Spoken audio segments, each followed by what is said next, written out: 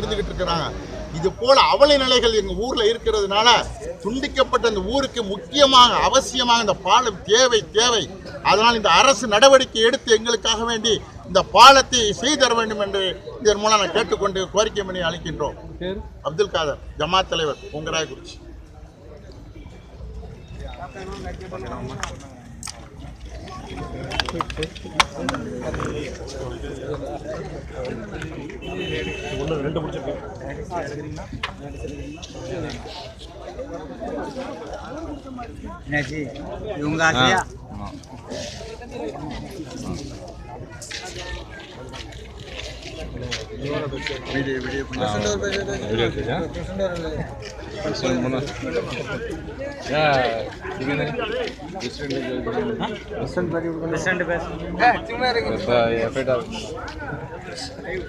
நடந்து